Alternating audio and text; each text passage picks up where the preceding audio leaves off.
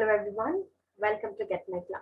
Today we are going to learn about something called as genetic code, which is a part of your chapter that is molecular basis of inheritance. Now, what is genetic code? So, genetic code, it is the relationship of amino acid sequence in a polypeptide and the nucleotide base sequence in mRNA. Okay, so there are certain codes. So we know that codes we usually use for the secret codes, right? So certain codes are, you must be having your codes for your mobile phones, for your laptop. These are all passwords, right? We call them as codes or passcodes. Here, the mRNA also consists of codes for different types of amino acids. So we have 20 amino acids. So for all the 20 amino acids, the codes are present in the mRNA. Okay. So what are codes? Basically, they are particular sequence of nucleotides which will give rise to, which will code for the amino acid. Now, it directs the sequence of the amino acid during synthesis of the protein. Okay, so during synthesis of the protein, how are the proteins synthesized? By the addition of amino acid. So which amino acids have to be added for a particular protein? That is decided by the codons which are present on the mRNA. Okay, so there was a person called as George Gamow who suggested that the genetic code should be the combination of 3 nucleotides to code for 20 amino acids, because we have actually 20 amino acids, but then there are totally 64 codons. So he said that though the bases are like 4 types of bases, right? ATGC, whereas here you can say AUGC because we are talking about mRNA. AUGC, 4 bases are there, 4 types of bases are there. So these have to undergo some kind of a combination which will give rise to those 20 amino acids. Okay, so let us see. So as total, as I told you, 4 nucleotides are there, ATGC. So in this case, we will make it as AUGC because we are talking about mRNA.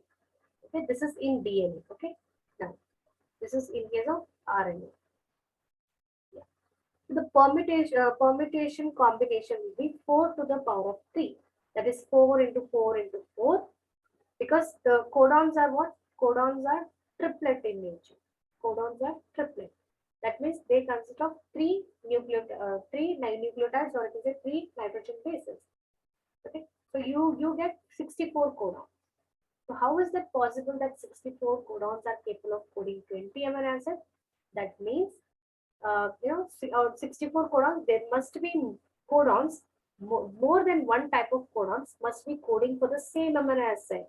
Okay, that we are going to learn now. So according to George Gamow, he said that there should be combination of 3 nucleotides together to give rise to 64 codons.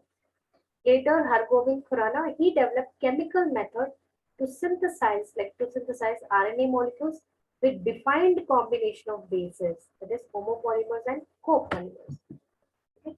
So providing proof that the codons were triplet.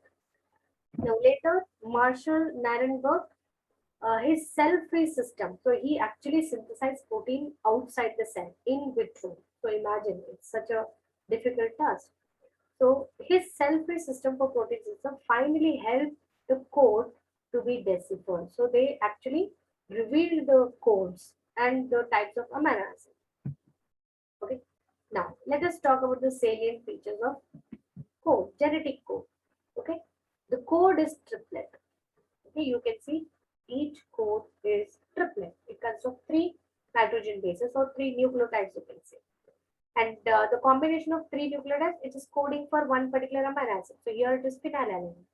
So here also it is phenylalanine. Though there are different, last base is different, but still it is coding for phenylalanine. Okay.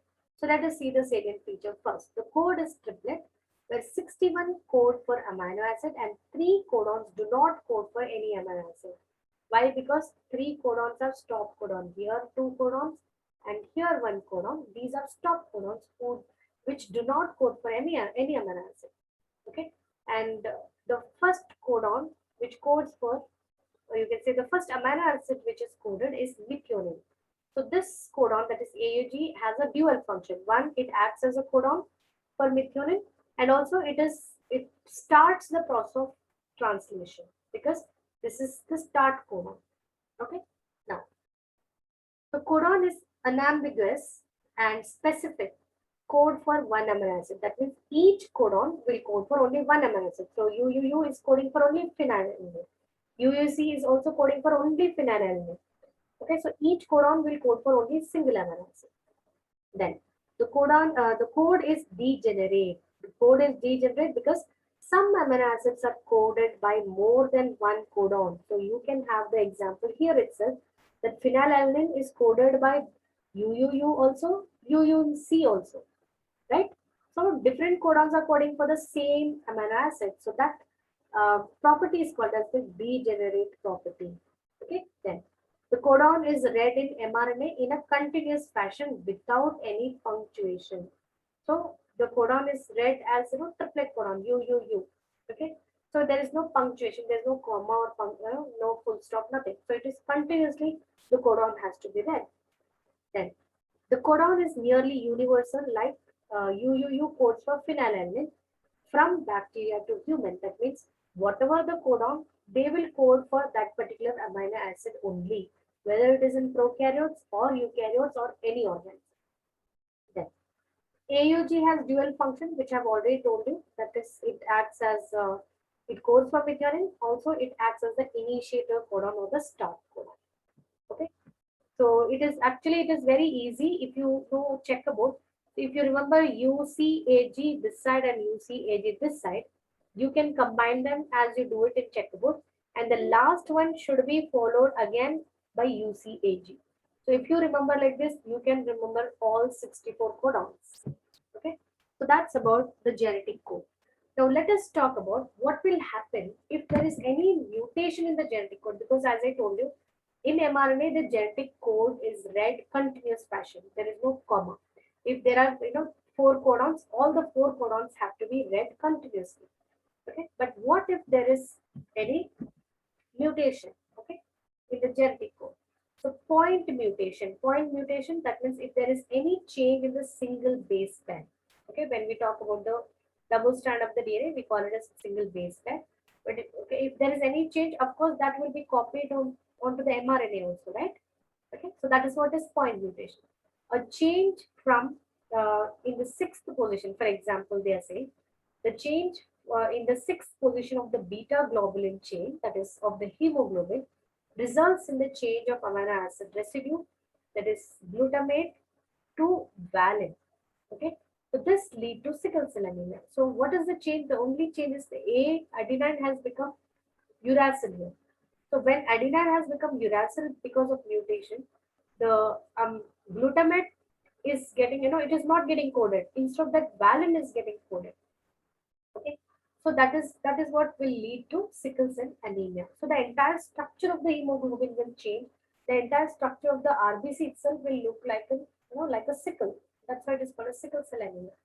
Just because of change in one nucleotide. Okay. Now, even because of insertion and deletion, okay, of one or two bases, it will cause frame shift insertion or deletion mutation respectively. That we will see what is that frame shift insertion. Now, insertion or deletion of three or its multiple bases insert or delete one or more multiple, or say one or multiple codon. Hence, one or multiple amino acids and reading frame remains unaltered from the point onwards. Okay, let me just explain this. Now, suppose you have triplet codon, like RAM is one triplet codon, HAS is another, RED is another, and CAP is another. So it is like RAM has red cap. So there is no full stop, no comma, it is continuous. So everything is in triplet form. Now what is happening? Insertion of one or two letters, or you can say insertion of one or two nucleotides. What is happening? The shift, there is reading frame, there is shifting of the reading frame. That means here you have RAM only because it has to be in triplet. RAM has, so then instead of RED, it will start from D because D has been inserted. And it should be starting from the first codon only. So after every third codon, it will be considered as the first codon for the next one. Okay, or first nucleotide of the next codon. Okay, so it will become BRE instead of RED. It will become BRE because D has been incorporated. Now, what if one more nucleotide has been added? So RAM has is correct, but instead of BR, it is becoming BIR because BI both were incorporated. That means the reading will be like three nucleotides together. Okay, three letters together. So likewise, even if you add 3 letters or 4 letters, whatever you add, the reading will be like in triplet format only. Okay. So that is the importance of genetic code. So if there is insertion of one particular nucleotide or if there is removal of one particular nucleotide, the entire reading frame will change. Okay.